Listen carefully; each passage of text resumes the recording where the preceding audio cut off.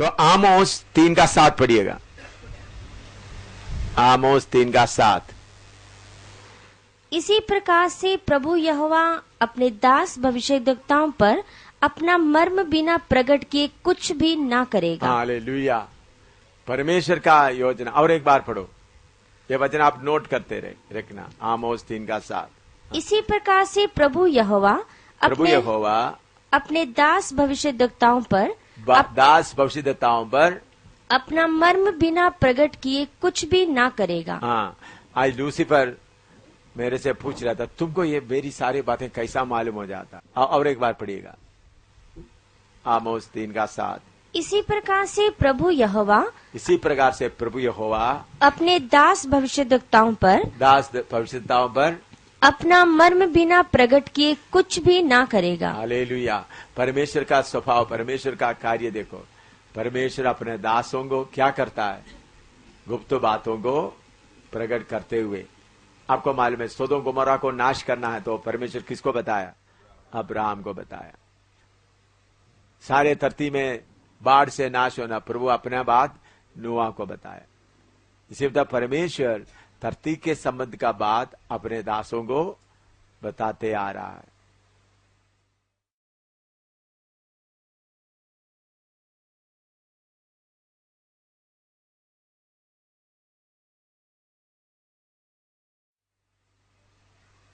लिख दिया। अभी उसका 5 से 7 तक पढ़िएगा। 5 से 7 तक।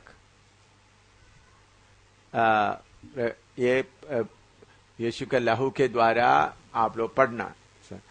प्रकाशित वाक्य 5 से 7 तक। तब उन प्राचीनों में से एक ने मुझसे कहा, मत रो, देख यहूदा के गोत्र का वह सिंह जो दाऊद का मूल है, उस पुस्तक को खोलने और उसकी 7 मोहरें तोड़ने के लिए जयवंत हुआ है। और मैंने उस सिंहासन और 4 प्राणियों और उन प्राचीनों के बीच में मानो एक वध किया हुआ मेमना खड़ा देखा। उसके 7 सिंग और 7 आंखें थी। ये परमेश्वर की 7 आत्माएं हैं जो सारी पृथ्वी पर भेजी गई हैं। उसने आकर उसके हाथ से जो सिंहासन पर बैठा था वह पुस्तक ले ली, और जब उसने पुस्तक ले ली, ना बस 7 तक ही पढ़ना। देखिए, स्वर्ग में ऐलान हो रहा है। स्वर्ग और पृथ्वी के नीचे ऐलान किया कोई है तो कोई नहीं आया। तो यूएनआर रो रहा था। तब उन्होंने आकर, जिन्होंने ये सब दिखा रहा है, बोला तुम रोने का जरूरत नहीं, ये एक जयवंत हुआ है। वो कौन है? पढ़िएगा, उसका 5 पढ़िएगा।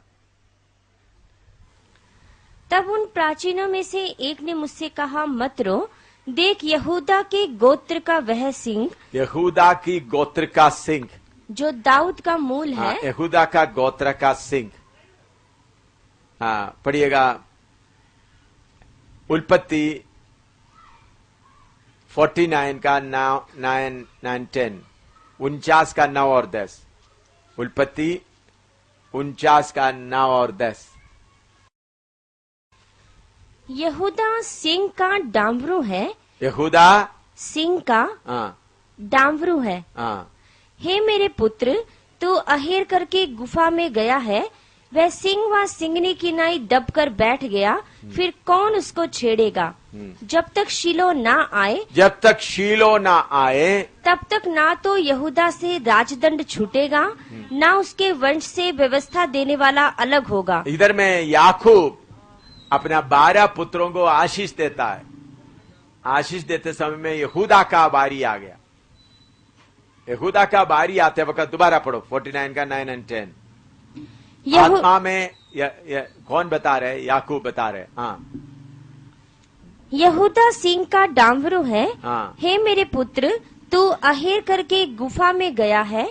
वह सिंह व सिंगनी की नाई दबकर बैठ गया, फिर कौन उसको छेड़ेगा? जब तक शीलो ना आए। शीलो का मतलब मसीहा। देखो, शीलो SHILOH, शीलो, उसका मतलब क्या है? मसीहा, मसाया। तो याकूब को मालूम हो गया उनका पुत्र यहूदा का गोत्र में एक शीलो आने वाला है। किसको मालूम हो गया?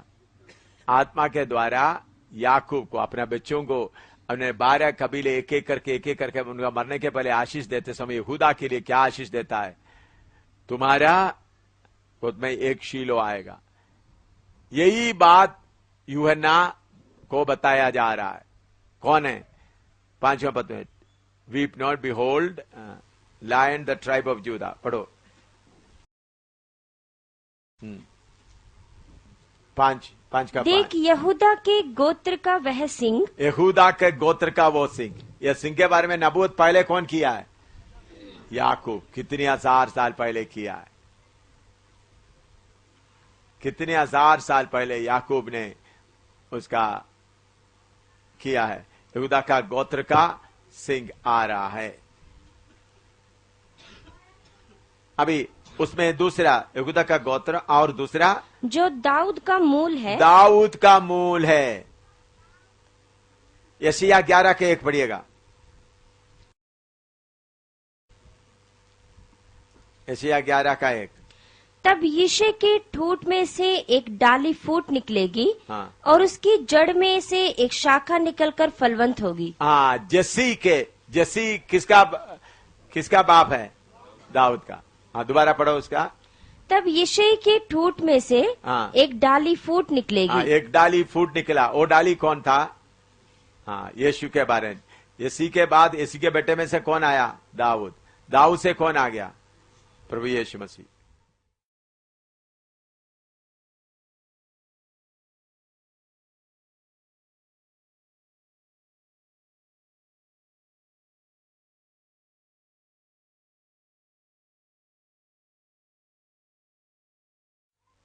और उन्होंने कैसा रूल करेगा,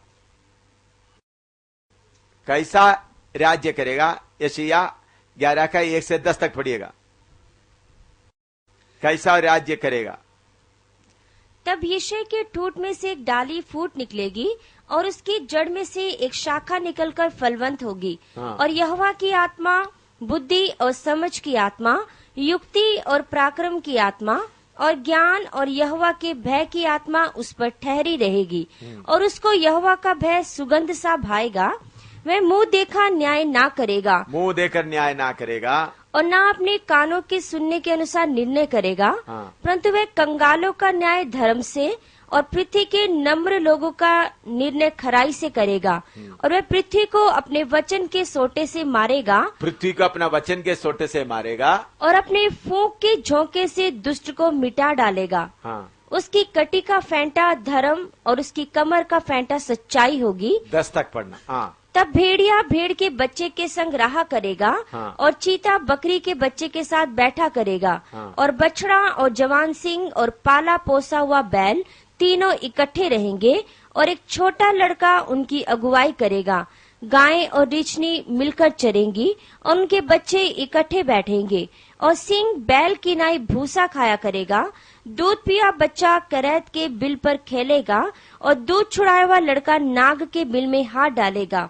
मेरे सारे पवित्र पर्वत पर ना तो कोई दुख देगा और ना हानि करेगा, क्योंकि पृथ्वी यहोवा के ज्ञान से ऐसी भर जाएगी जैसा जल समुद्र से भरा रहता है। उस समय यिशै की जड़ देश देश के लोगों के लिए एक झंडा होगी। सब राज्यों के लोग उसे ढूंढेंगे और उसका विश्राम स्थान तेजोमय होगा। हालेलुया।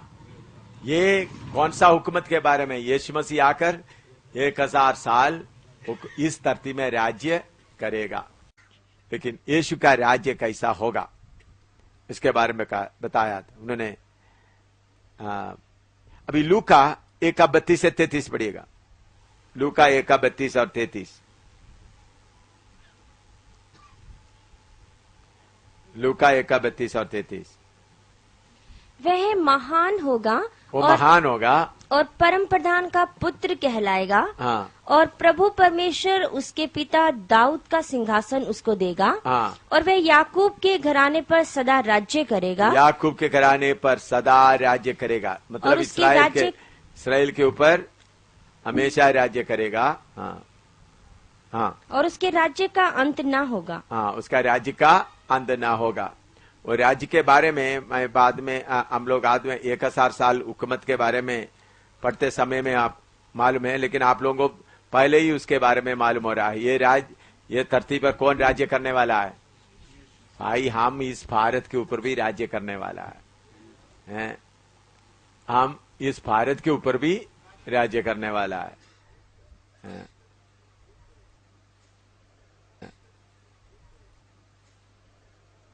अभी यीशु का जन्म के बारे में भी आप देखो, मत्ती सुसमाचार में आइएगा, पहला अध्याय।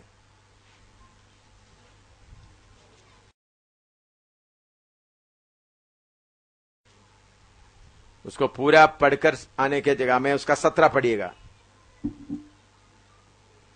इब्राहिम से दाऊद तक सब 14 पीढ़ी हुई। हाँ। और दाऊद से बाबुल को बंदी होकर पहुंचाए जाने तक 14 पीढ़ी। हाँ। और बंदी होकर बाबुल को पहुंचाए जाने के समय से लेकर मसीह तक 14 पीढ़ी हुई। हाँ।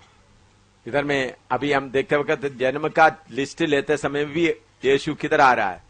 दाऊद के घराने में आ रहा है।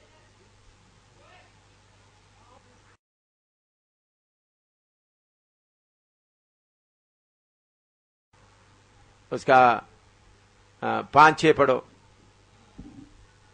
मत्ती पाला का 5 और 6। और सलमोन और राहाब से बोआज उत्पन्न हुआ। और बोआज और रूत से ओबेद उत्पन्न हुआ। और ओबेद से यिशे उत्पन्न हुआ। और यिशे से दाऊद राजा उत्पन्न हुआ। हाँ, अभी समझ रहे यीशु कौन सा पीढ़ी में आ रहा है? हाँ।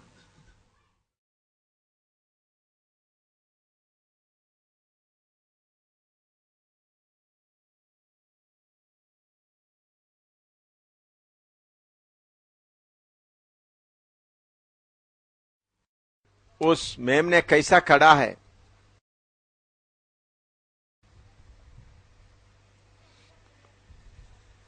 देखिए उसका कैसा खड़ा है, उसका 6 पढ़िएगा।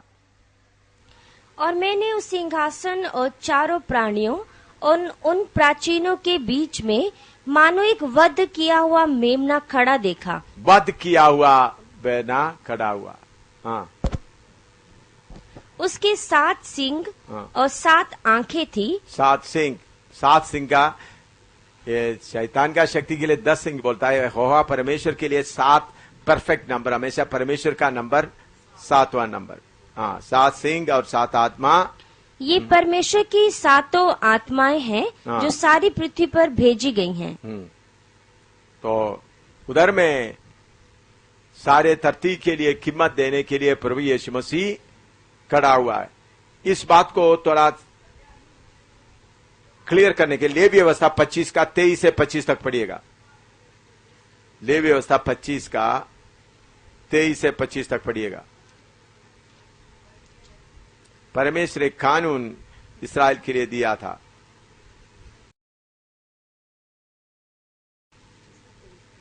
व्यवस्था 25 का 23 से 25 तक। भूमि सदा के लिए तो बेची ना जाए, क्योंकि भूमि मेरी है और उसमें तुम परदेशी और बाहरी होंगे। लेकिन तुम अपने भाग के सारे देश में भूमि को छुड़ा लेने देना। यदि तेरा कोई भाई बंधु कंगाल होकर अपनी निज भूमि में से कुछ बेच डाले, तो उसके कुटुंबियों में से जो सबसे निकट होकर हो, वह आकर अपने भाई बंधु के बेचे हुए भाग को छुड़ा ले। आमीन। अभी इस्राएल के लिए परमेश्वर एक कानून दिया है। अगर कोई दोबारा पढ़ो उसका, दोबारा और एक 23। भूमि सदा के लिए तो बेची ना जाए, क्योंकि भूमि मेरी है और उसमें तुम परदेशी और बाहरी होंगे। लेकिन तुम अपने भाग के सारे देश में भूमि को छुड़ा लेने देना। हाँ, अभी समझ लो, कोई भी ये भूमि का पक्का अधिकारी बन सकता है। अभी बोलता है सेठू राम बोलता है मैं भूमि 25 किलो मेरा ही है। लेकिन कितना देर तक वो 25 किलो रह गया मेरा बोलकर? 120 साल के बाद वो छोड़कर चलेगा। सेठू राम का बेटा आ गया मुन्नी लाल भी कितना देर रहेगा? कोई भी इस भूमि को अपना बना नहीं सकता। हिंदुस्तान भी बना नहीं सकता, पाकिस्तान भी नहीं बना सकता, राम भी, कृष्ण भी, मोहम्मद भी, कोई भी नहीं सकता। साफ क्या है? इधर में लिखा हुआ वचन क्या है? भूमि, पढ़ियो 23 दोबारा पढ़ो। मैं कभी कभी ये बात पढ़ करके हंसता हूं। भूमि सदा के लिए तो बेची ना जाए, हाँ। क्योंकि भूमि मेरी है भूमि मेरी है, और उसमें तुम परदेशी और बाहरी होंगे। हाँ। कोई भी कब्जा करके कितना भी लड़ाई लड़े तो कैसा बन के रहेंगे? ये सच है या नहीं?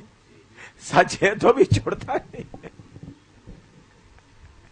प्रभु बोलते हैं ये भूमि, क्योंकि हिंदू आए, मुसलमान आए, कोई भी आए, इसमें कौन है? परदेशी है। ओ भाई, मैंने कितने लाख रुपया लेके खरीदा, तुमको मालूम है भाई? कितना देर तक के लिए तुम कब्जा करके बैठोगे? हैं? थोड़ा गहराई से सोचो। अभी ये जमीन हमारा भाई खरीदा हुआ है, उनका है, उन्होंने पैसा, लेकिन ये असली में उनका भी नहीं है।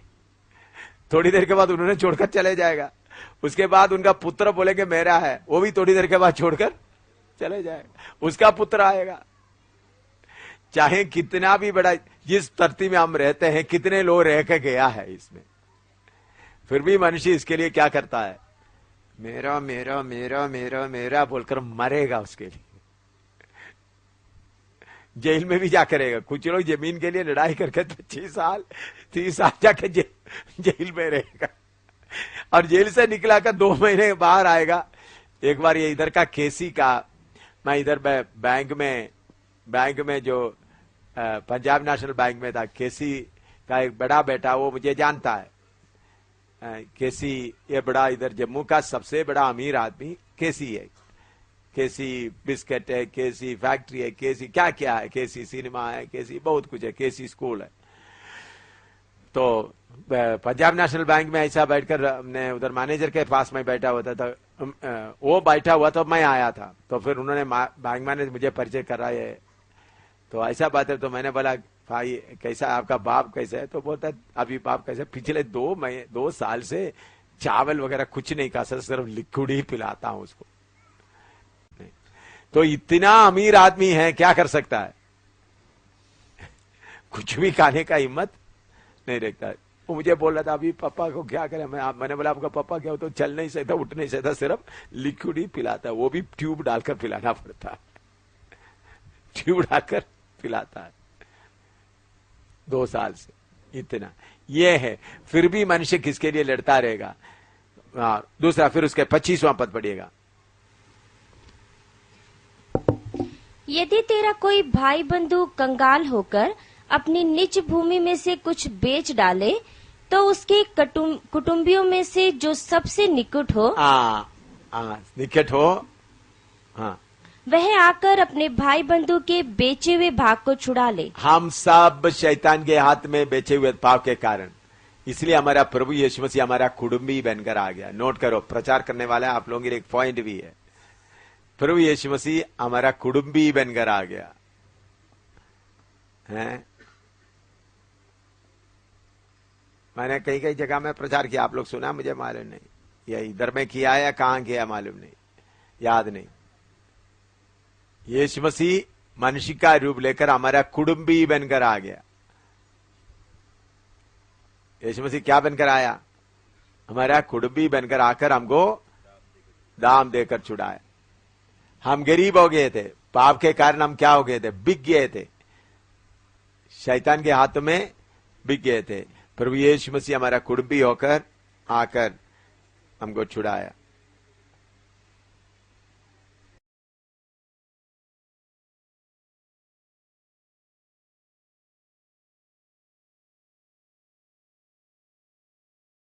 और यीशु मसीह आकर हमारा कुटुंबी की तरह रहा है इधर, या परमेश्वर बनकर रहा? कुटुंबी की बनकर लकड़ का काम करते हुए, तरखान का काम करते हुए, मरियम का पुत्र कहलाते हुए गरीब बनकर इस धरती में रहा। हमारा कुटुंबी बनकर रहा, लेकिन बाद में हमारा दाम दे दिया।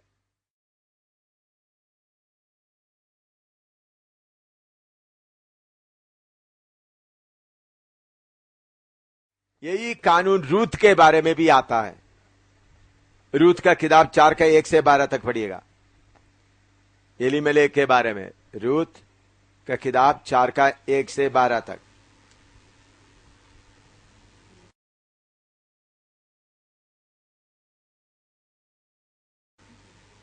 रूत की किताब 4 का 1 से 12 तक।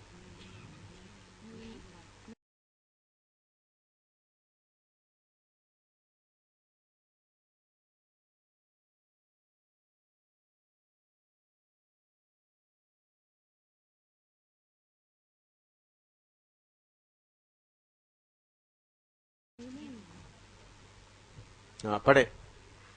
तब बोआज फाटक के पास जाकर बैठ गया और जिस छुड़ाने वाले कुटुंबी की चर्चा बोआज ने की थी वह भी आ गया।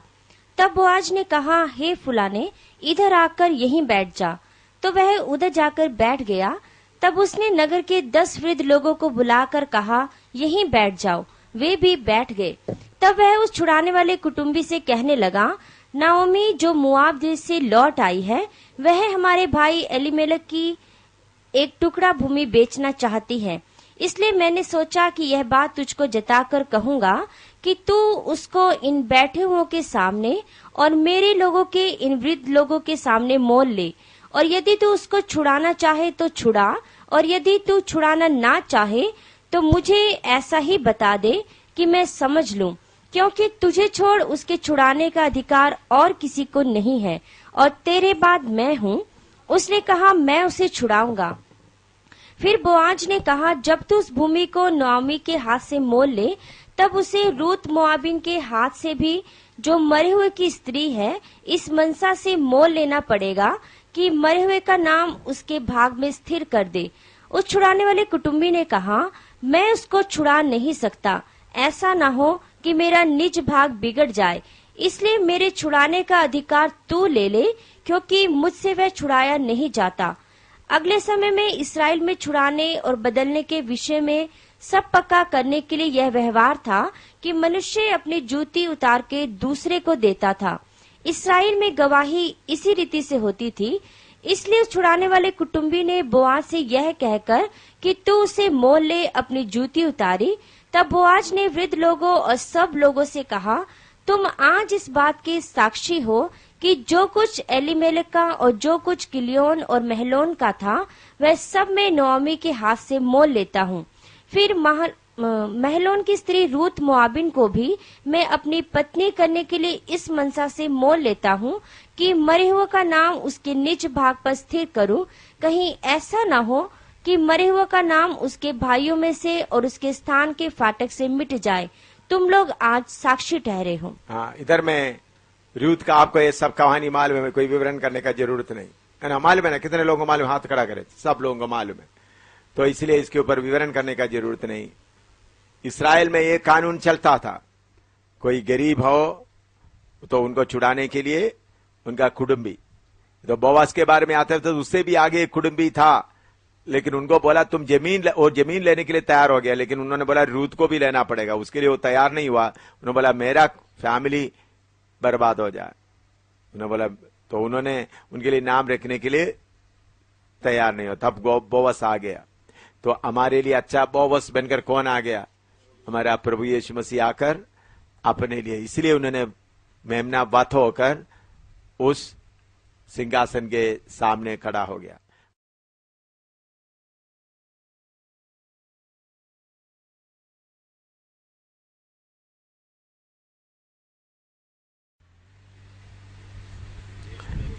है हाँ, देश प्रेम होना जरूरी है। मैं देश को अच्छी तरह प्रेम करूँ। अभी भी मैं इंडियन नेशनल फ्लैग को आदर देता हूँ, अच्छी तरह से आदर देता हूँ।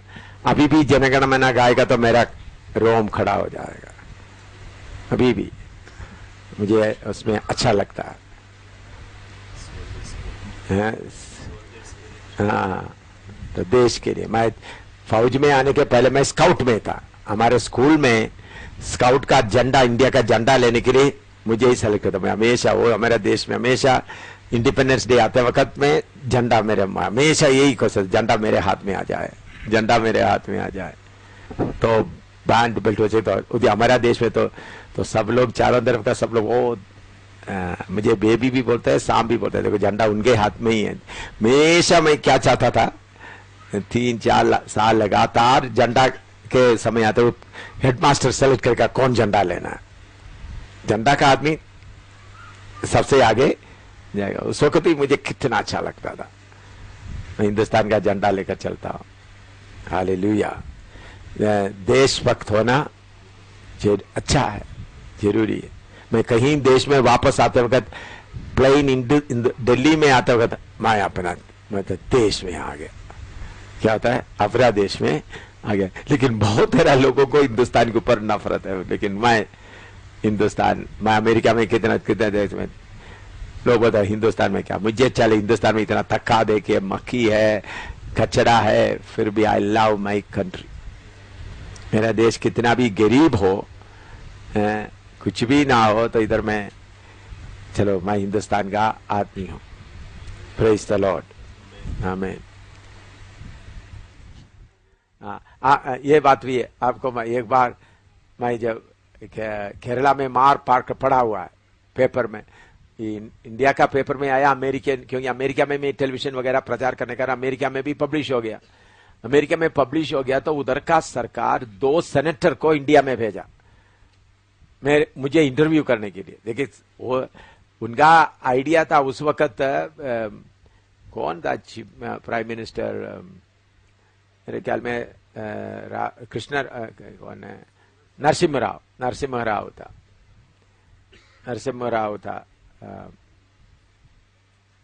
राव ने ही ऑर्डर दिया था मुझे अरेस्ट करके जेल में डालने के लिए, क्योंकि प्रॉब्लम बहुत हो गया था इस कारण से।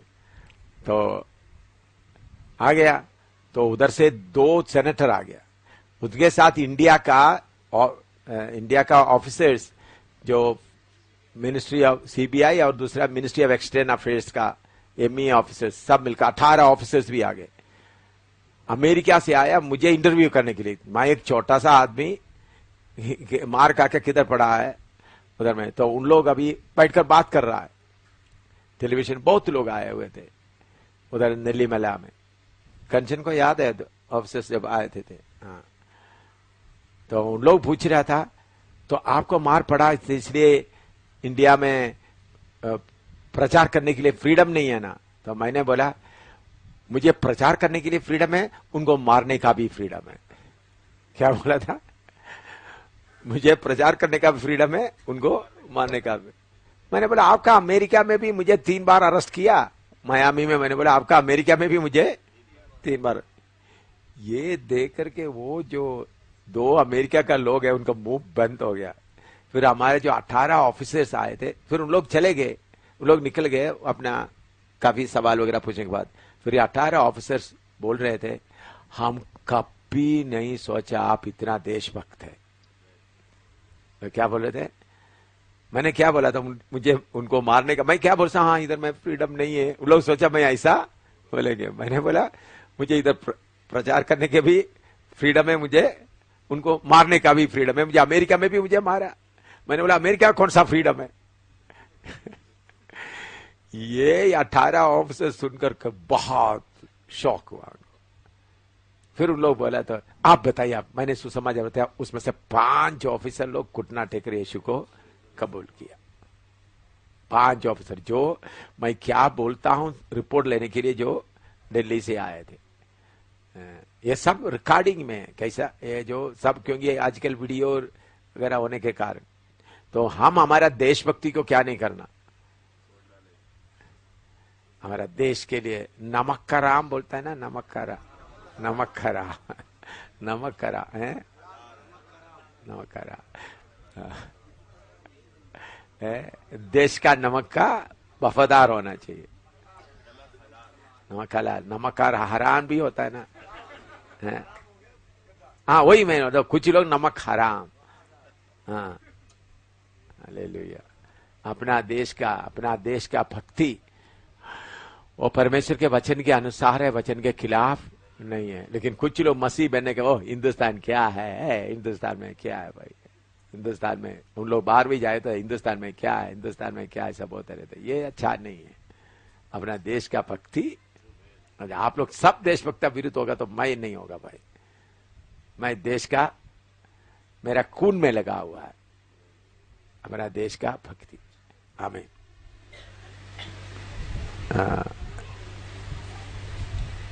लेकिन मैं अभी तक वोट नहीं लिया, कभी वोट नहीं दिया। तो मैंने क्या बोलता है, ये हल तुम कितना भी वोट करेगा तो थोड़ी देर का, इसलिए तुमको मैं एक ही को वोट देंगे जो हमेशा तक राज्य करेंगे। तो इसलिए वोट का बात में मैं अभी तक वोटर्स लिस्ट में मेरा नाम भी डालने की कोशिश नहीं किया, आज तक एक वोट भी नहीं किया। इसमें आप लोग पूछेंगे आप कैसा देशभक्त है, क्योंकि ये जो आता है वो कितना देर के लिए आता है? 4-5। इसलिए मैं ये नहीं बोलता आप लोग वोट नहीं देना, वो आपका मर्जी है। मैं किसी को वोट मत दो करके, लेकिन मुझे मेरा अंदर का विवेक मुझे वोट देने के लिए क्या नहीं देता है? मैं तो थोड़ी देर के लिए, मैं वोट देगा तो 5 साल के लिए रहेगा, 2 साल के लिए रहेगा। मैं तुम्हारा खिलाफ भी नहीं हूं, तुम्हारा तरफ में भी नहीं हूं, तुम रहो थोड़ी देर। तो असली में मैं आने वाला और राज्य करने, हिंदुस्तान को राज्य करने के लिए आएगा। वोट देकर कितना साल राज्य करेंगे? 5 महीना नहीं है, 5 साल नहीं भाई, किसी का मेहरबानी से नहीं, 1,000 साल किधर में राज्य करेंगे? मैं पक्का इंडिया में भी आएंगे, पक्का हिंदुस्तान में आएंगे। हालेलुया। आप लोगों को किसी को मेरे साथ आने का मन है तो आ सकता है। उस वक्त आपको मेरा क्या जरूरत है, यीशु के पीछे ही आप लोग पड़े हैं। तो लोग बोले बुड्ढा तुमको तो बहुत इंडिया में देख चुका है, यीशु को देखना है।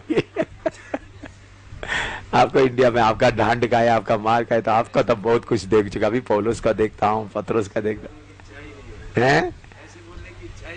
हाँ हालेलुया। आमीन। अभी वापस आ जाए, थोड़ा सा आपका माइंड भी थोड़ा फ्री हो गया ना।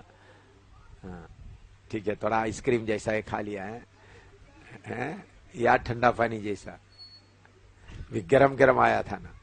ठीक है, अभी वापस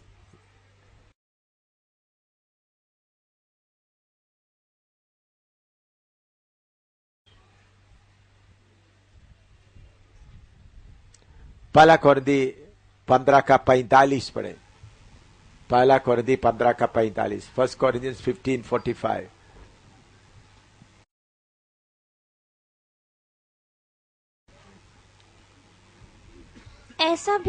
ऐसा ही लिखा भी है कि प्रथम मनुष्य अर्थात आदम जीवित प्राणी बना और अंतिम आदम जीवनदायक आत्मा बना। फर्स्ट आदम एंड लास्ट आदम। पहला आदम क्या बना? पहला आदम जीवित प्राणी बना है। जीवित प्राणी, जीवित, हाँ बोलो। प्रथम मनुष्य अर्थात आदम जीवित प्राणी बना, जीवित प्राणी बना, और अंतिम आदम जीवनदायक आत्मा बना। हाँ जीवनदायक आत्मा बना। पहला आदम सब कुछ क्या कर दिया? बेच डाल दिया। हमारा नानी नहीं, दादी क्या किया? हवा और आदम मिलकर सब बेच डाल दिया। किसको दे दिया? शैतान को। सारे धरती को बेचकर एक छोटा सा फल खा लिया है। ये छोटा सा फल के लिए उन्होंने क्या कर दिया? अपना सारा हक बेच डाल दिया। कभी कभी आप लोग भी अपना छोटा सा इच्छा पूरा करने के लिए क्या करता है? सारा अधिकार बेच डालते हैं। ऐसा करता है नहीं करता? बोलिएगा। हवा को ही सिर्फ आप दोषी मत ठहरे। अभी भी हमारे अंदर हमारा दादी का मन है, छोटा सा खुशी के लिए, छोटा के लिए हमारे आत्मिक अधिकार पूरा क्या करता है? बेच देते हैं। तो आखिरी आदम पहला आदम पूरा बेच डाला, तो हमारा नस्तिक बंधु होकर कौन आ गया? आखिरी आदम प्रभु यीशु मसीह। फिलिपी 2:7 पढ़िएगा। फिलिपी 2:7। वरन अपने आप को ऐसा शून्य कर दिया और दास का स्वरूप धारण किया और मनुष्य की समानता में हो गया। हाँ देखिए, हमारा नजदीक बंधु बनने के लिए उन्होंने क्या किया? मनुष्य का रूप धारण करके। हालेलुया। हमको छुड़ाने के लिए कोई नहीं था। हमारा प्रभु यीशु हमारे लिए कैसा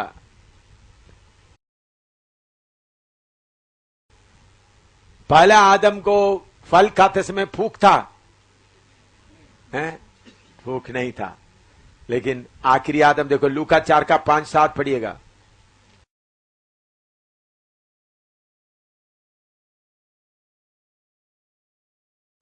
लूका 4:5 और 7, 5 से 7।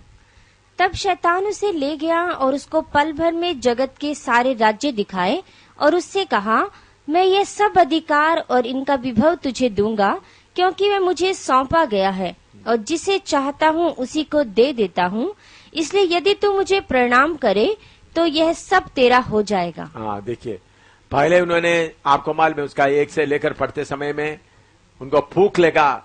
40 दिन बुरा फूका रहा और उनको क्या करा। अभी ये थोड़ा सा 1 मिनट आप इधर में ध्यान से देखना है। यीशु मसीह 40 दिन खाना क्यों नहीं खाया? शक्ति पाने के लिए नहीं, यीशु के पास शक्ति था। अच्छी तरह इधर ध्यान से सुनना, थोड़ा सा आपको। 40 दिन इसलिए रोटी नहीं खाया, भूख ज्यादा से ज्यादा आए। उसके बाद शैतान आया तो यीशु ने क्या किया? उसको जीता। रोटी खाओ। तो इसी मुताबिक आपको परीक्षा मैक्सिमम आता है। किसके लिए? आपको परखने के लिए, परखने के लिए। परीक्षा इधर देखो, अभी लिखो मत। नौजवानों को, बड़ों को, बुजुर्गों को क्या आएगा? परीक्षा बहुत आएगा। मुझे इतना उम्र आ गया तो मुझे भी परीक्षा से अच्छा नाम का परीक्षा आ सकता है। चलो एम सामुएल, उनसे मिलो, इनसे मिलो, तुम बड़ा आदमी बन जाओ, ताकि सब लोग क्या करें? नमस्ते करें। ओ परमेश्वर, ये आ सकता है। आराम का जीवन आ सकता है। किसी को बुरा ना कहें, सब लोग इज्जत करें। तो परीक्षा आखिरी तक है। तो परीक्षा आपको आता है किस लिए? इसलिए याकूब पहला पत्री में लिखा, पहला का 12 में लिखा, पढ़ो पहला का 12।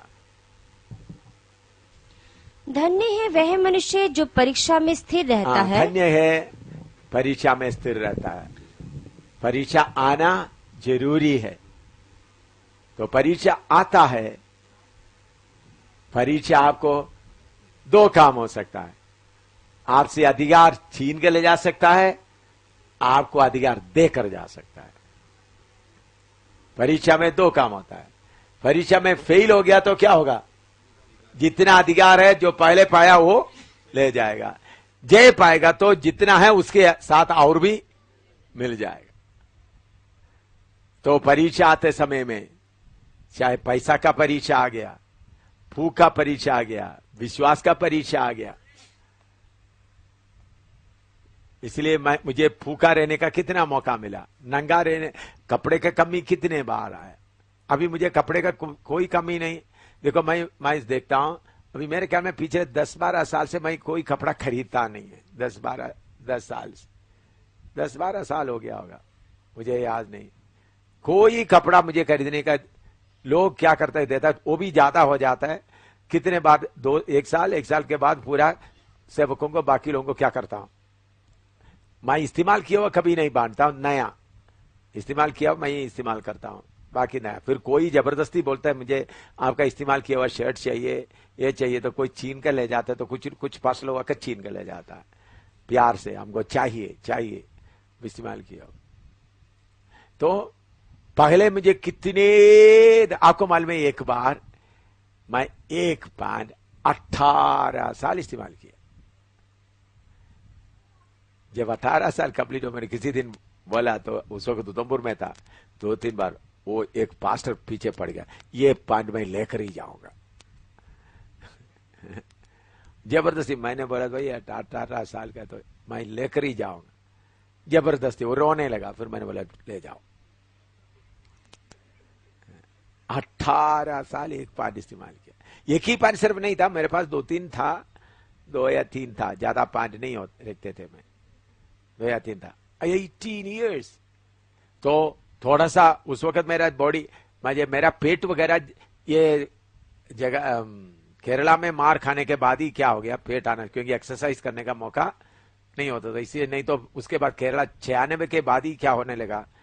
नहीं तो मैं कभी भी ये पेट का एक्सरसाइज करते हुए, चलते बढ़ते हुए पेट आगे आने नहीं। लेकिन 96 जब मार खाया तो फिर पैंट का साइज भी क्या हो गया, बढ़ गया। तो कितने बार कपड़ा का कमी हुआ, सूसन इधर बैठी है, कितने बार कपड़ा का कमी हुआ, तब भी कभी उधार नहीं लिया। सिलाई करते सिलाई करते सिलाई करते, अमनी का काम है सिलाई करना, एक एक कपड़ा, बच्चों का भी सिलाई करना। ऐसा पहनते वक्त कितने कपड़ा, फटे हुए कपड़ा। अभी तो कपड़ा कितना, तो उस वक्त बड़ा दुख नहीं था, अभी कपड़ा ज्यादा था। तो चलो मैं अभी मेरे साथ रहने वालों को पूछे कपड़ा रहे, कभी ये पहने वो पहने, मुझे कोई शौक भी है नहीं है। उन्होंने रख तो कभी खोलकर देखता भी नहीं, बहुत कपड़ा कुछ लोग देते, खोलकर देखने का भी समय नहीं। तो सुंदर है या है क्या है भाई, जो अभी चल रहा है वही ठीक है। तो मैं बोलने का मतलब यह है कि हमारा परीक्षा किया जाएगा, परीक्षा किया जाएगा। अभी देखो पिछले साल हम एक दिन भी भूखा रहा ब्रदर, पूरा भूखा, कम ही आया, सब्जी वगैरह नहीं, मीट वगैरह 2 महीना में एक बार खरीदा, ऐसा घटना हुआ। अभी भी पिछले महीने में मीट वगैरह 2 महीना में एक बार मीट खरीदा, ऐसा हुआ। लेकिन मुझे क्या करते थे, छोटा छोटा टुकड़ा बीच बीच में मिलता था, वो मैंने धोकर, कभी कभी दुख होता, मेरे बच्चों को मीट नहीं मिलता, इन लोग मुझे जाकर देते। फिर मैंने सोचा अभी मैं ज्यादा खा नहीं सकता, थोड़ा ही खा सकता, इससे मेरे शरीर में थोड़ा सा ताकत के लिए उन लोग देता। फिर नहीं तो मैंने मानना नहीं था। तो पिछले, उसके पहले साल में भूखा रहना पड़ा। इस साल के ये 2006 में भूखा रहा, 2007 में भूखा रहने का कोई मौका नहीं हुआ। अभी 2008 चल रहा है, अभी कौन सा महीना है, जुलाई, अभी तक भूखा रहने का मौका हुआ प्रमोद? नहीं, मौका नहीं हुआ। तो परीक्षा आता है किसके लिए? प्रमोशन देने के लिए। लेकिन बहुत तेरा लोग परीक्षा में क्या हो जाता है, जो मिलता है जितना है वो भी छीन के ले जाता है। प्रभु कभी, आप लोग बुरा नहीं सोचना, कभी नौजवान लड़कियों को सेवकों के सामने खड़ा कर देगा, या नौजवान भाइयों को बहनों के सामने खड़ा करेगा। किसके लिए? किसके लिए? कुछ देने के लिए, परीक्षा पाने के लिए। अब कभी क्या हो जाता है, जो हमारे पास है वो छीन के ले जाता है। ऐसा नहीं होना, आत्मा में ऐसे एक एक परीक्षा को जय पाते हुए चलना है। तो पहला आदम हार गया, तो यीशु देखिए 40 दिन भूखा रहा, फिर रोटी मिला। आदम को भूख नहीं था, फिर भी फल खा लिया।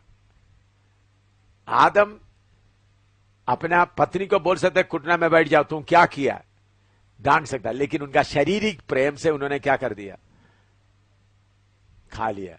परमेश्वर का आज्ञा को पालन करना, परमेश्वर का आज्ञा से बढ़कर कौन सा प्रेम आ गया। इसलिए प्रभु ने बोला क्या करना है, बोलो, मैं आगे बोलने वाला बात आप बताओ, बोलो, त्याग ना। तो बोले घूम घूम के किधर आएंगे,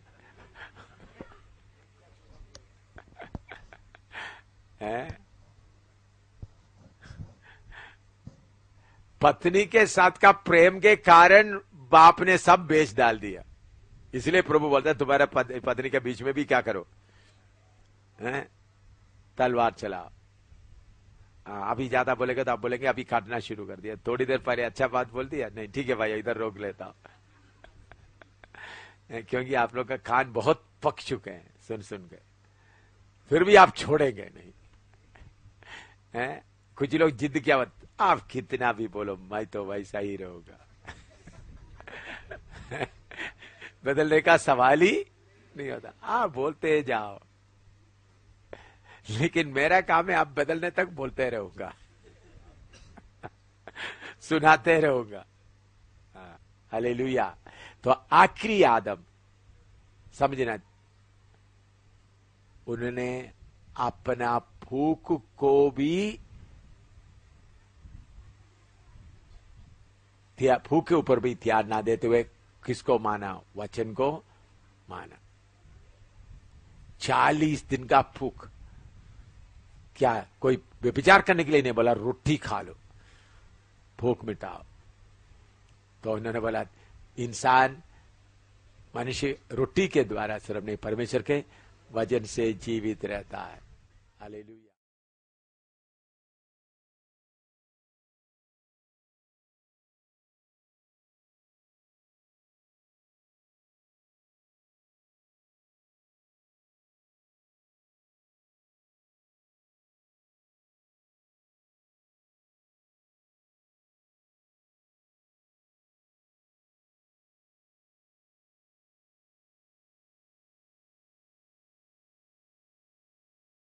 आखिरी आदम ऐसा शैतान को जीत कर फिर हमारे लिए कीमत दे दिया।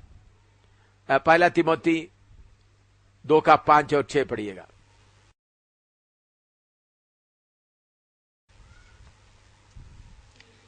पहला तिमोथी 2 का 5 और 6। क्योंकि परमेश्वर एक ही है और परमेश्वर और मनुष्यों के बीच में भी एक ही बिचवई है, अर्थात मसीह यीशु जो मनुष्य है, जिसने अपने आप को सबके छुटकारे के दाम में दे दिया ताकि उसकी गवाही ठीक समयों पर दी जाए। हालेलुया। आखिरी आदम के तौर पर आकर उन्होंने हमारे लिए अपने आप को दे दिया है। इसलिए पहला पत्रोस 1:18 से 20 तक पढ़िएगा। पहला पत्रोस 1:18 से 20 तक। ये पहला तिमोथी 2 का 5-6 आपको मालूम है, इसलिए मैं ज्यादा उधर विवरण नहीं देता। पहले पत्रोस 1:18 से 20 तक। क्योंकि तुम जानते हो कि तुम्हारा निकम्मा चाल चलन जो बाप दादों से चला आता है, उससे तुम्हारा छुटकारा चांदी सोने अर्थात नाशमान वस्तुओं के द्वारा नहीं हुआ, पर निर्दोष और निष्कलंक मेमने अर्थात मसीह के बहुमूल्य लहू के द्वारा हुआ। आपका छुटकारा कैसा हुआ? मसीह के बहुमूल्य लहू के द्वारा हुआ। सकरिया 13 का 6 और 7। सकरिया 13 का 6 और 7।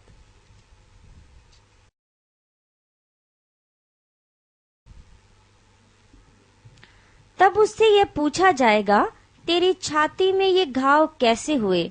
तब वह कहेगा, ये वे ही हैं जो मेरे प्रेमियों के घर में मुझे लगे हैं। सेनाओं की यहोवा की यह वाणी है, हाँ। हे तलवार, मेरे ठहराए हुए चरवाहे के विरुद्ध अर्थात जो पुरुष मेरा स्वजाति है उसके विरुद्ध चल। हाँ, देखिए अभी अब लिख दिया था इधर में। यह प्रभु यीशु मसीह स्वर्ग में जाते वक्त स्वर्गदूत पूछता है तुम्हारे हाथ में जो निशान क्या है? वो बात आप सबको मालूम है। उसका 7वां पद में लिखा है, परमेश्वर बोलता है ये तलवार मेरे साथियों के ऊपर चल। ये कौन सा तलवार है? उल्पत्ति 3 का 24 पढ़िएगा। उल्पत्ति 3 का 24। जेनेसिस 3:24। इसलिए आदम को उसने निकाल दिया और जीवन के वृक्ष के मार्ग का पहरा देने के लिए अदन की वाटिका के पूर्व की ओर करूबों को और चारों ओर घूमने वाली ज्वालामय तलवार को भी नियुक्त कर दिया। केरूबों को खड़ा किया, चारों ओर घूमने वाला ज्वालामय तलवार। प्रभु यीशु मसीह आदन वाटिका से जीवन का फल लाने के लिए अंदर जा रहा है, तो तलवार किधर पड़ गया है? उनके ऊपर। तो इसलिए परमेश्वर बोलता है उसका सकरिया 13 का 7 दोबारा पढ़िएगा। सकरिया 13 का 7। सेनाओं के यहोवा की यह वाणी है, ये वाणी है, हे तलवार, हे तलवार, मेरे ठहराए हुए चरवाहे के विरुद्ध, हाँ अर्थात जो पुरुष मेरा स्वजाति है उसके विरुद्ध चल। हाँ। लीडर लोग बहुत आए, बाबिलोन एम्परर, बाकी मैंने पढ़ा हुआ एक एक आए, मैंने 10-12 लीडरों को बताया। उन लोग सब जीवित रहकर अपना बुद्धि, अपना ज्ञान के द्वारा बहुत कुछ किया, लेकिन हमारा प्रभु अपना प्राण देकर, अपना जान देकर इस सारे धरती को खरीद लिया। सारे आसमान जमीन सब खरीद लिया।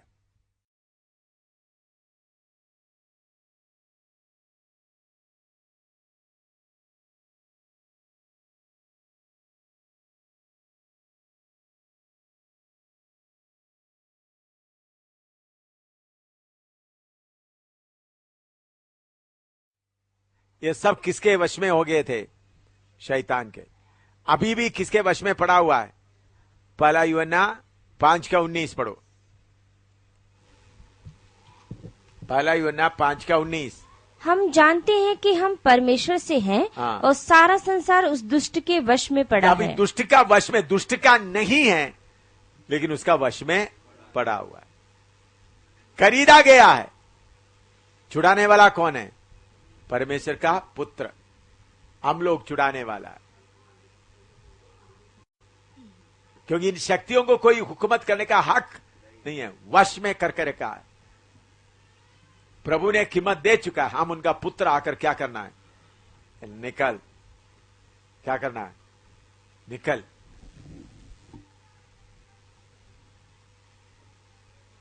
अभी इस जमीन का वो बेटा वगैरह इधर नहीं बैठा, मेरे ख्याल में हॉल में बैठा होगा, हैं?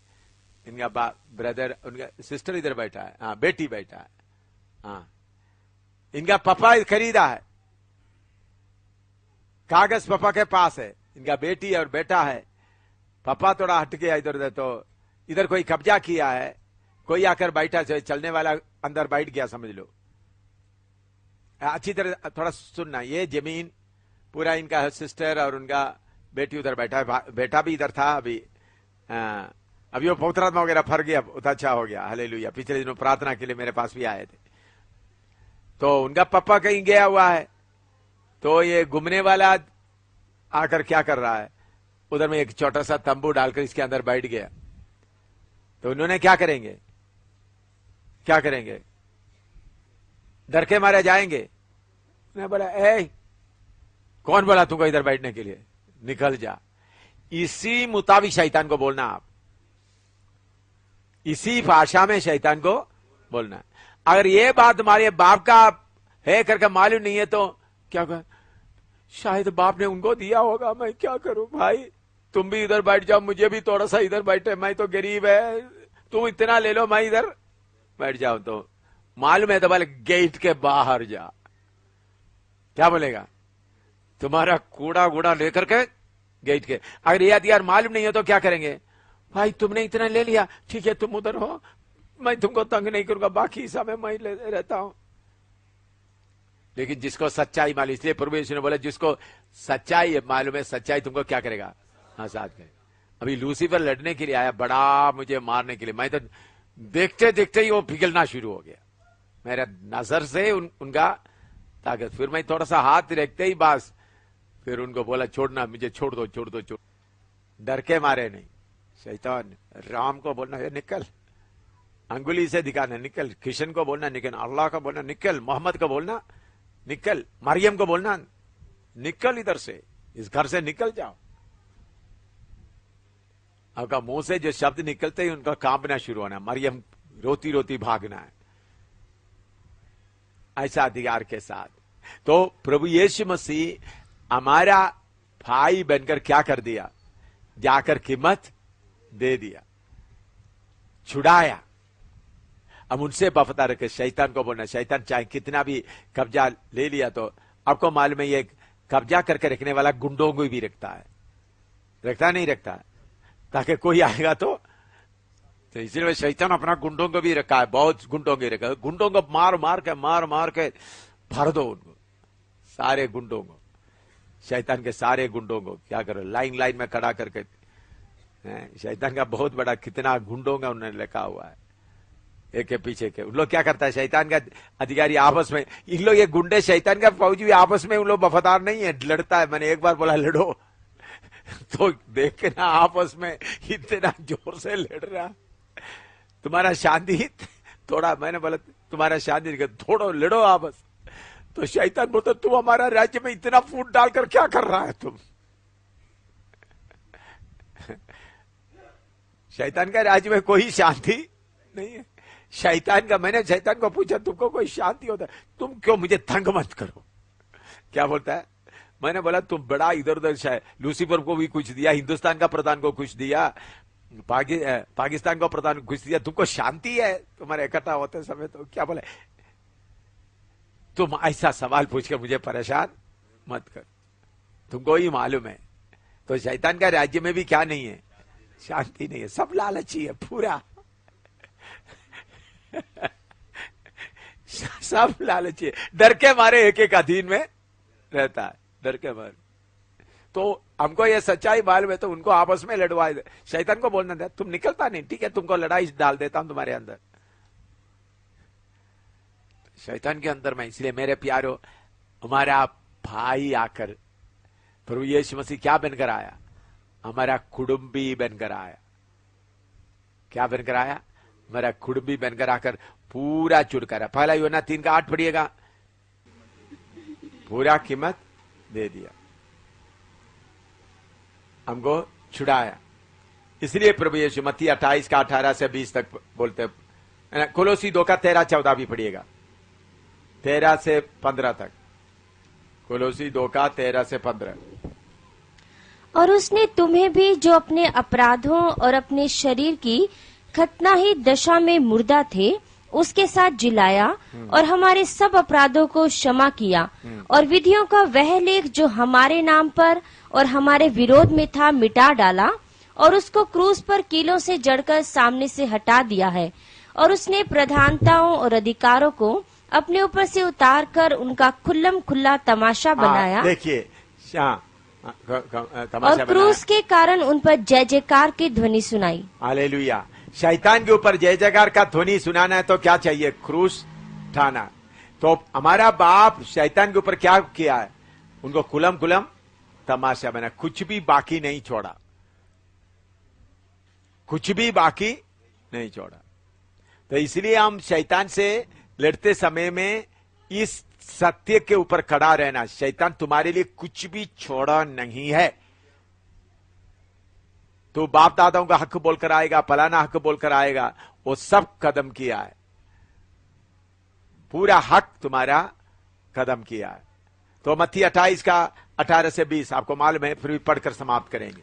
यीशु ने उनके पास आकर कहा कि स्वर्ग और पृथ्वी का सारा अधिकार मुझे दिया गया है, इसलिए तुम जाकर सब जातियों के लोगों को चेला बनाओ और उन्हें पिता और पुत्र और पवित्र आत्मा के नाम से बपतिस्मा दो और उन्हें सब बातें जो मैंने तुम्हें आज्ञा दी है मानना सिखाओ, और देखो मैं जगत के अंत तक सदैव तुम्हारे संग हूँ। हालेलुया। जगत के अंत तक सदैव तुम्हारे, स्वर्ग और पृथ्वी का। तो असली में कोई अधिकार पाया हुआ है तो हम ही लोग हैं, मुझे अधिकार मिला हुआ है भाई, इसलिए मैं ऐसा रहता हूं। बाकी प्रेसिडेंट बुश का अधिकार क्या है? हिंदुस्तान का प्राइम मिनिस्टर मनमोहन सिंह का अधिकार अभी 2-3 दिन 22 तारीख को मालूम हो जाएगा। तो हमारा अधिकार पक्का है, अधिकार पाए हुए लोग हैं, अधिकार का सेवा। इसलिए प्रभु यीशु ने स्वर्ग और पृथ्वी का सेवा, शैतान को पकड़ कर पकड़ की तरह उसको क्या करना है, ज्यादा हरकत करेगा तो पकड़ कर पप्पड़ की तरह उसको क्या करना, छोड़ करके दे। क्योंकि हम, मेरा कुटुंबी आकर मेरे लिए प्राण दिया, वो मेरा बड़ा भाई है। और दूसरा, हमको उस समय कुटुंबी आया था, लेकिन अभी हम क्या बने करके संतान बन गया। मेरा बड़ा भाई कीमत दिया, मैं उसका छोटा भाई आया। वो बाप यीशु कौन है, हमारा बड़ा भाई, मैं छोटा भाई आया हूं, मैं बाकी कीमत भी देगा। तुम मारेगा तो, इसलिए पौलुस बोलता है, तो शैतान हमारे ऊपर हमला करेगा, चोट लगाएगा तो उसके ऊपर चिंता करने का जरूरत नहीं। पौलुस बोलता है इसलिए मेरे शरीर में मैं उसका दागों को लेकर फिरता हूं। वही मेरे बड़े भाई के शरीर में दाग है, मुझे में भी दाग होने से कोई बड़ी बात नहीं है। बड़ा भाई को बाप शाबाश बोलते से हमको भी देखकर क्या बोलना है? शाबाश बोलना है। तो कुछ भी नहीं है तो कुछ भी सहा नहीं तो कुछ भी मार का कोई निशान नहीं है तो बेटा तू क्या खाते पीते आया? सारे संत लोग मार खाया हुआ हकदार खड़ा हुआ तो हम भी कैसा खड़ा होंगे?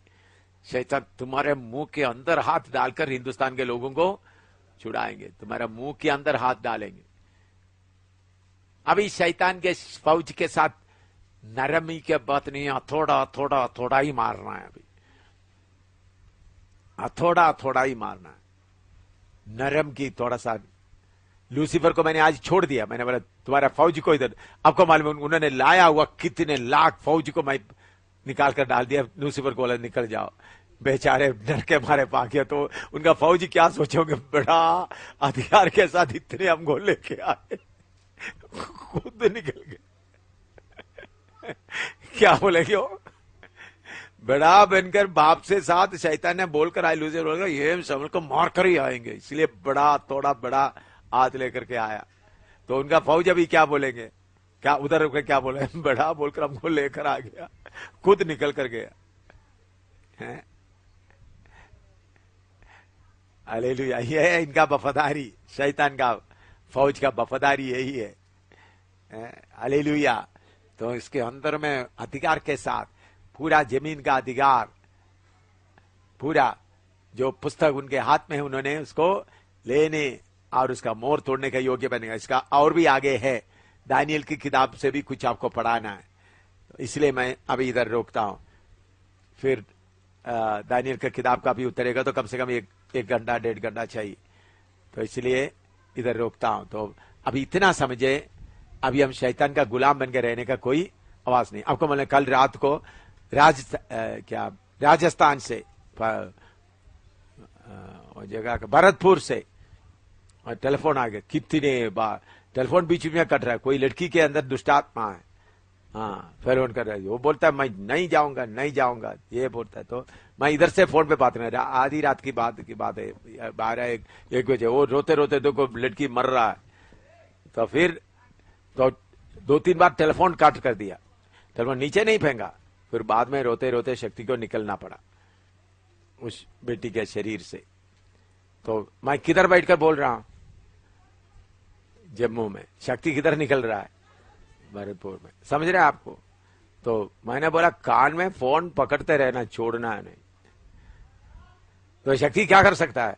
एकदम फेंक सकता है। मैं फोन पे जवाब दे रहा है, तुम्हारा नाम क्या है? बोलता है मैं कौन हूं, मैं फलाना हूं, मैं ऐसा हूं। फोन पे कर रहा है। तो हमको प्रभु कितने अधिकार दिया है। प्राइम मिनिस्टर मनमोहन को यह अधिकार, इतना अधिकार नहीं है भाई। उन्होंने क्या क्या करना पड़ता है। तो हमारा मिनिस्टर समय में हमको प्रभु ने इतना अधिकार दिया है। उस अधिकार के साथ अभी हमारा भाई जो फसिलका से आया, रात को उधर में एक समस्या है उनके बीच में। तो मुझे मोबाइल में बात आ रहा है, उनको छोड़ नहीं रहा है। गाड़ी में बेटा निकल के गया भर। मैंने बोला निकलना ही पड़ेगा, लेकर जाना है घर में। प्रभु का धन्यवाद हो, थोड़ा समय लिया लेकिन घर में लेकर गया। तो हम अधिकार इस्तेमाल करना है। तो हमारा अधिकार का शब्द फोन में भी होता तो उनका शैतान को अधिकार क्या हो जाता है।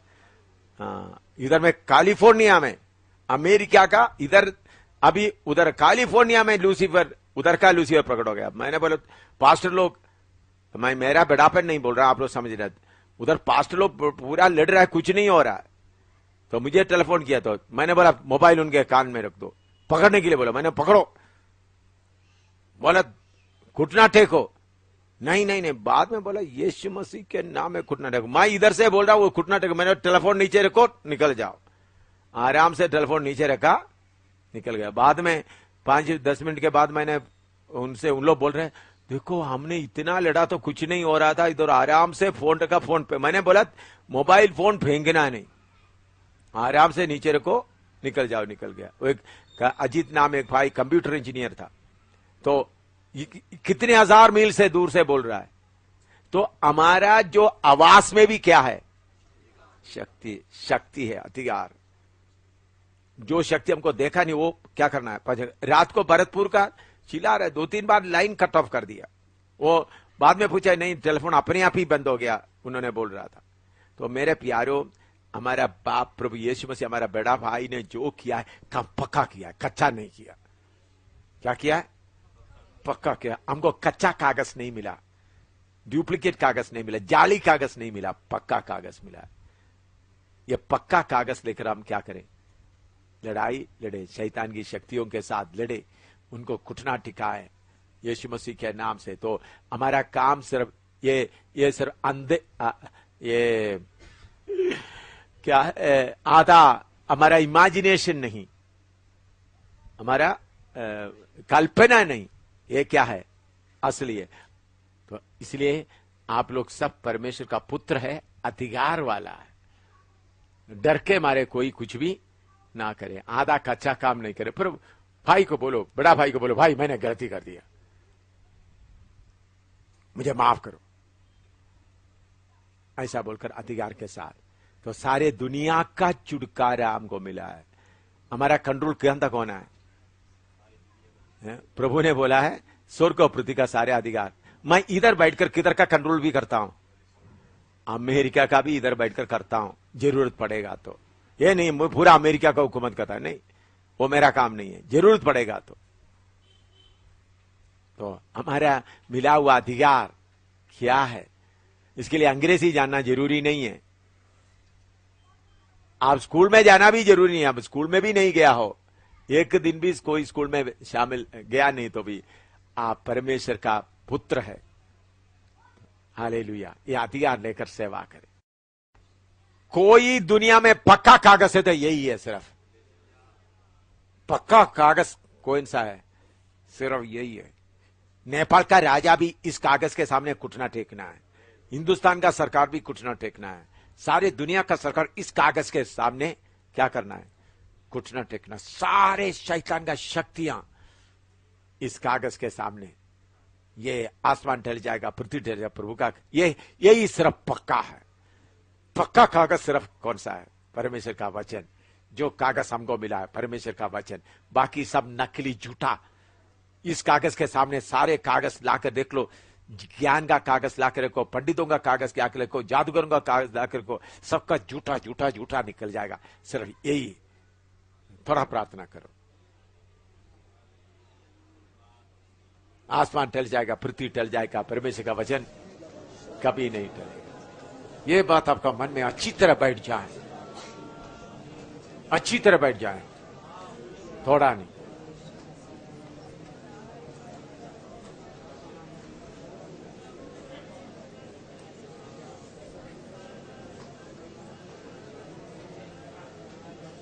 आधा कच्चा मन से कुछ भी कोई ना करे, कीमत देना पड़ेगा थोड़ा कुछ, लेकिन हमारा बड़ा भाई दिया हुआ कीमत हमको देने का जरूरत नहीं, उसका थोड़ा हिस्सा। इसलिए पौलुस बोलता हूं, मसीह के लिए, उनका शरीर के लिए कष्ट उठाने में, दुख उठाने में मैं खुश हूं।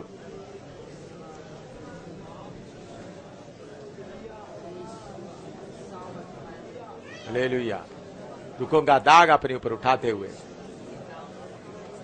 हालेलुया।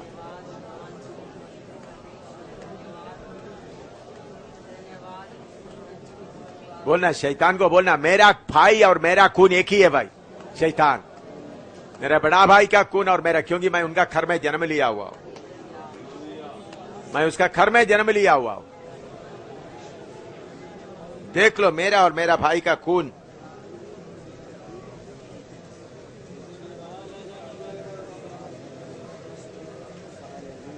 डर के मारे नहीं। कुछ लोगों को शैतान की शक्ति से लड़ने का डर लगता है, क्योंकि उसका जन्म के बारे में, उनका जन्म के बारे में। इधर देखिए, शैतान की शक्तियों को कोई लड़ने के लिए कुछ लोगों को डर क्यों लगता है? उनका जन्म के बारे में उनको, उसको शक लगता है, मैं जन्म लिया है या नहीं लिया है। ये उनका खानदान में जन्म लिया तो तुम्हारा खून उबलना चाहिए भाई। शैतान का काम को देखकर क्या करना, तुम्हारा खून उबलना चाहिए। फिर डरना क्या शैतान का काम तू क्या कर रहा है, तुम क्या कर सकता है, मैं काम, आपका खून क्या होना है, उबलना है। कुछ शैतान के साथ लड़ते हो, वो मुझे पकड़ेगा, मेरे ऊपर आएगा, हालेलुया, लहू की जाए, लहू की जाए, लहू की जाए। एक कदम आगे, 2 कदम पीछे, 1 कदम आगे। ऐसा लड़ाई नहीं होता, वो लड़ाई नहीं है। सच्चाई जानेगा, सच्चाई तुमको आजाद करेगा। अब इन्हीं दिनों में लड़ते समय में डर के मारे कोई ना लड़े, सबको आपका मुंह हाथ इतना जोर का होना है, मेरा खून, मेरा बड़ा भाई का खून मेरे अंदर चलता है, क्योंकि हम किस खानदान में जन्म लिया है। हालेलुया, वो भी वचन है, वो वचन मेरे अंदर है। तो इसलिए मैं अधिकार के साथ क्या करता हूं, तुम्हारे साथ लड़ूंगा, जो तू लेकर रखा मैं छीन लूंगा, ऐसा अधिकार के साथ में करना है।